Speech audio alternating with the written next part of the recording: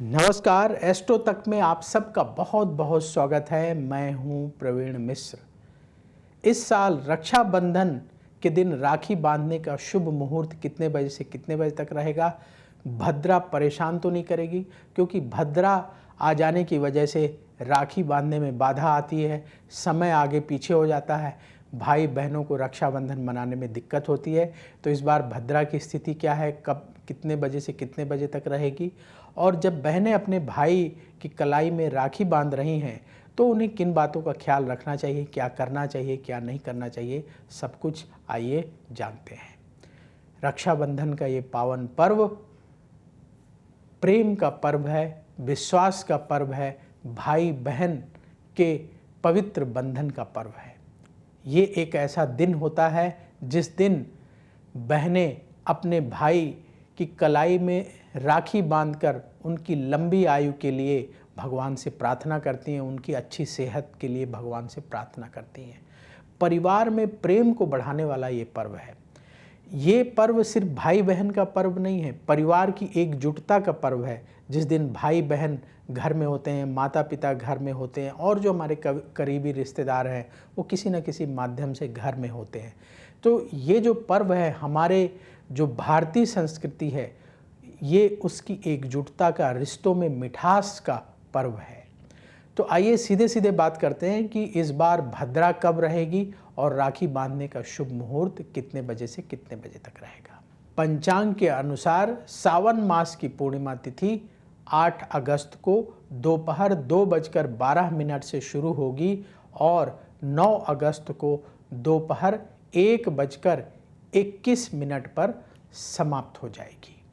तो उदया तिथि के अनुसार रक्षाबंधन का पावन पर्व 9 अगस्त 2025 को मनाया जाएगा। 9 अगस्त 2025 को जो भद्रा है उसकी क्या स्थिति रहेगी?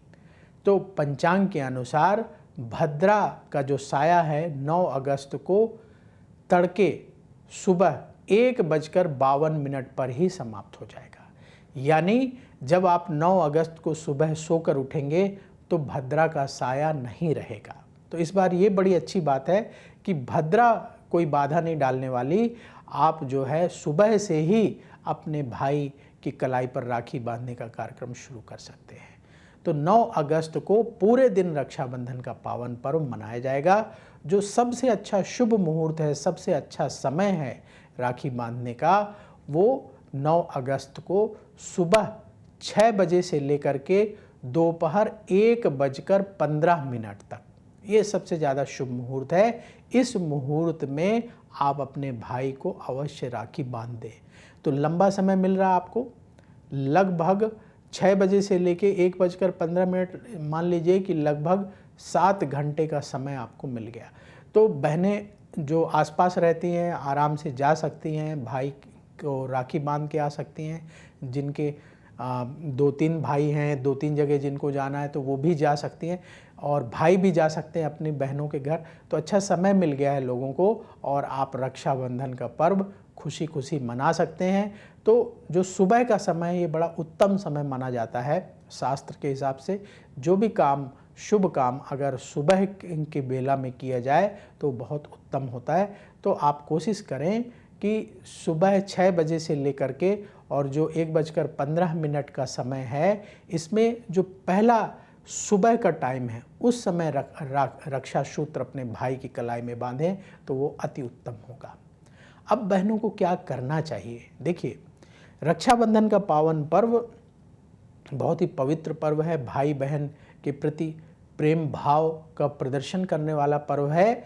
और इसके साथ ही बहनों को थोड़ा सा जो है ईश्वर के प्रति आस्था, श्रद्धा का भाव रखते हुए अगर आप अपने भाई को राखी बांधेंगी तो जो आपका आशीर्वाद है, जो आप अपने भाई के लिए देना चाहती हैं कि उनका स्वास्थ्य अच्छा रहे, उनकी उम्र अच्छी लंबी रहे, तो वो और अच्छा जो है फलित होगा।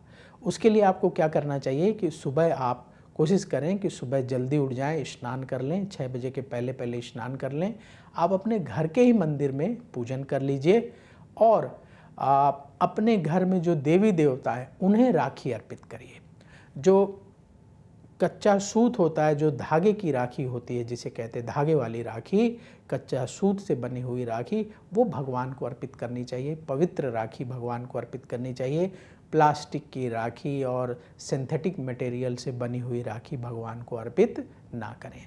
अगर आपके पास ऐसी व्यवस्था नहीं हो पा रही कि कच्चे सूत वाली राखी नहीं मिल रही है, तो मौली आपके घर में होगी। हम पूजा पाठ करते तो मौली लेके आते ना, जो हाथ में बांधते हैं ऐसी कलाई में, देखिए जैसे ये कलाई में ये मौली बांधते, तो इस तरह ये, हाँ अब दिख रही है।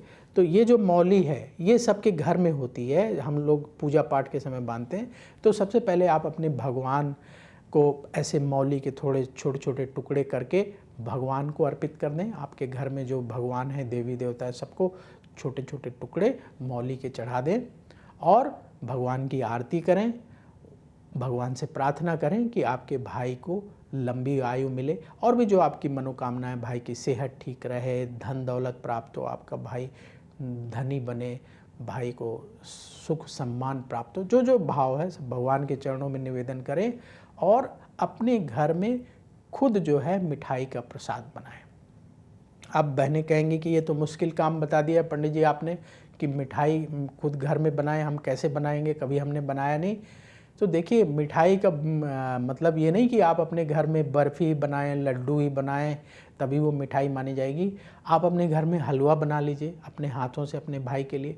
मान लीजिए आपकी उम्र छोटी है तो आप अपने माताजी के सहयोग से, अपनी बड़ी बहन के सहयोग से, या जो भी घर में मदद कर सकता है उनकी मदद से आप हलवा बना लीजिए, आप खीर बना लीजिए। कोई भी एक मीठा आइटम जो संभव हो वो तैयार कर लीजिए। अगर वो भी संभव नहीं है तो आप जो है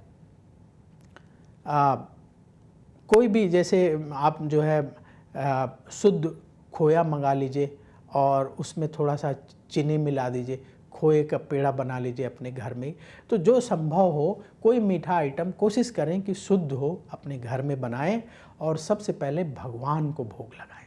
आपके घर में जो भगवान हैं, घर में जो मंदिर है, उनको भोग लगाएं और भोग लगाने के बाद क्वांटिटी थोड़ा ज़्यादा रखें भगवान के चरणों में भोग लगाने के लिए।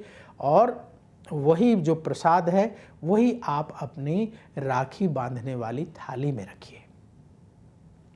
मतलब जो भगवान का भोग है, जो भगवान का प्रसाद है, वो प्रसाद आपको अपने भाई को खिलाना है राखी बांधते समय। जब आप राखी बांध के भाई को मिष्ठान खिलाते हैं ना, तो वो प्रसाद खिलाना है। बाज़ार की मिठाई और वो जो है वो सेकेंडरी है। अगर आपका बहुत मन है कि उसके बिना भाई राखी ही नहीं होगी, बाज़ार से मिठाई का डब्बा ही नहीं आया, या आप अपने भाई के घर जा रही हैं तो लोग क्या कहेंगे, बहन घर से हलवा बना के लाई है या बहन घर से खीर बना के लाई है तो अच्छा नहीं लगेगा। तो आप जो बड़ा सा डब्बा हर बार लेके जाती हैं वो लेके जाइए, उसमें कोई दिक्कत नहीं है। लेकिन आप अपने घर से जो प्रसाद है, जो आपने भगवान को भोग लगाया, घर में जो हलवा बनाया, खीर बनाई है, कोई मिठाई बनाई है, वो भी एक डिब्बी में लेते जाइए और अपनी राखी की थाली में वो प्रसाद रखिए। पहले राखी बांधिए, उस प्रसाद को खिलाइए, फिर बाद में जो आप डब्बा लेके गई हैं वो मिठाई का डब्बा भी अवश्य अपने भाई को दीजिए, खिलाइए, उसमें कोई दिक्कत नहीं है। लेकिन इस पवित्र बंधन को पवित्रता से ही निभाइए ताकि आपका जो आशीर्वाद है, जो आपका पूर्ण भाव है, वो अवश्य आपके भाई तक पहुँचे। तो क्या करना है और क्या नहीं करना है ये आप समझ रहे हैं। क्या नहीं करना है ये भी मैं आपको बताऊंगा। पहले ये बता देते हैं कि अब भाई को राखी कैसे बांधें, किन बातों का ख्याल रखें। कई बार हमारे पास समय नहीं होता, हम जल्दबाजी में राखी बांधते हैं तो कुछ चीज़ें भूल जाते हैं। तो आप जब भी अपने भाई को राखी बांधें तो सबसे पहले अपनी थाली तैयार करेंगे। तो उस थाली में वो प्रसाद रख लेंगे जो आपने स्वयं बनाया, भगवान को भोग लगाया, वो रख लिया। एक घी का दीपक बनाएं, किसी तेल का दीपक ना बनाएं, घी का दीपक बनाएं। उसमें थोड़ा सा घी डालें और एक दीपक जला लें और जो तिलक लगाना है वो तिलक रख लीजिए, थोड़ा सा अक्षत यानी चावल रख लीजिए, थोड़े से पुष्प रख लीजिए। और जो राखी आपने अपने भाई के लिए पसंद की है, भाइयों के लिए अलग अलग राखी पसंद होती है, किसी भाई को कैसी राखी पसंद होती है, वो राखी ज़रूर रख लें। और उसके साथ ही रक्षा सूत्र रख लें, मौली, जैसे आपने भगवान को अर्पित की थी ना, वही मौली रख लीजिए। तो सबसे पहले क्या करना है, अच्छा एक कपड़ा, कपड़ा क्या, रुमाल हो सकता है, एक छोटी सी टॉवेल हो सकती है, बहुत सारे इलाकों में गमछा लोग रखते हैं तो गमछा हो सकता है, जो भी आपके यहाँ चलता है। तो एक छोटी सी रुमाल या कोई भी एक टॉवेल या एक कपड़ा भाई के सिर पर रखना चाहिए। और इसके बाद भाई को आप तिलक लगाइए। तिलक लगाने के बाद फिर आप भाई की कलाई में पहले रक्षा सूत्र बांध दीजिए, फिर भाई की कलाई में जो आपने राखी उनकी पसंद की लेकर आई हैं वो बांध दीजिए, फिर अपने भाई की आरती उतारें और भाई को आशीर्वाद दें। और फिर जो आपने प्रसाद के रूप में जो भगवान को भोग लगाया था, वो हलवा, वो खीर या वो पेड़ा जो आपने बनाया, वो अपने भाई को खिला दीजिए। फिर इसके बाद जो आप बाज़ार से लेके आई हैं मिठाई, वो अगर आपको खिलाना है तो वो भी खिला सकते हैं। तो इस तरीके से इन बातों का ख्याल रखना चाहिए। और भाई को बैठाना कहाँ है, किस तरफ भाई का फेस होना चाहिए, तो आपके भाई का फेस ईस्ट डायरेक्शन में यानी पूर्व दिशा की ओर होना चाहिए। राखी बांधते समय ये ध्यान रखिएगा। तो पूर्व दिशा की तरफ भाई का फेस रहेगा और भाई को किसी चेयर में बैठा दें, कुर्सी में बैठा दें, या अगर आपके भाई पीढ़ा पर बैठना चाहें, चौकी जिसको बोलते हैं, चौकी पे बैठा दीजिए, पीढ़े पर बैठा दीजिए, किसी चेयर पे बैठा दीजिए और जो है भाई को राखी बांधें। बिस्तर में बैठाकर राखी ना बांधें। पहली बात, भाई का मुख पूर्व दिशा की ओर ही रखें, किसी और दिशा की ओर ना रखें।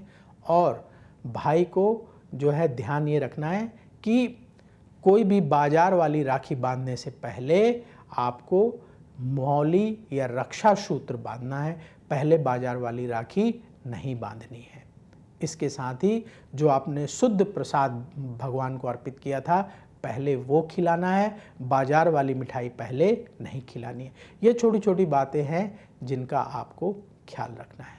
और इस तरीके से अगर आप रक्षाबंधन मनाएंगी तो आपकी आत्मा को भी शांति मिलेगी, आपको भी संतुष्टि होगी और भाई को भी प्रसन्नता होगी, भाई को भी संतुष्टि होगी। और जो आशीर्वाद आप अपने भाई को देंगी वो आशीर्वाद ईश्वर की कृपा से अवश्य लगेगा, अवश्य आपके भाई की मनोकामना पूर्ण होगी, उनकी आयु लंबी होगी, उनका स्वास्थ्य अच्छा होगा।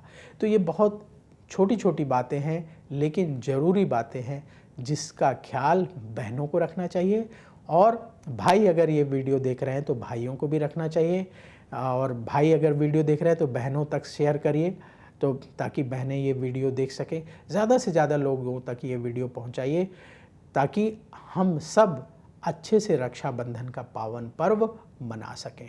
तो खुशी खुशी रक्षाबंधन का पावन पर्व मनाना है और जो है भाई बहन के इस पवित्र त्यौहार की पवित्रता को, इसके विश्वास को अमर बनाना है। तो अब वक्त हो गया है विदा लेने का। वीडियो बहुत लंबा हो गया, हम छोटा बनाना चाहते थे लेकिन फिर भी लंबा हो गया, उसके लिए क्षमा। देखते रहिए एस्ट्रो तक, बहुत जल्दी फिर मुलाकात होगी। भगवान शिव सब पर कृपा करें, सभी की मनोकामनाओं को पूर्ण करें, ऐसी हम प्रार्थना करते हैं। आप भी बोलिए भगवान शिव की जय। समस्याओं का समाधान चाहते हैं और चाहते हैं कि आपकी समस्याओं को ज्योतिष के माध्यम से सुलझाया जाए, तो आप हमसे संपर्क कर सकते हैं, जुड़ सकते हैं एस्ट्रो तक पर।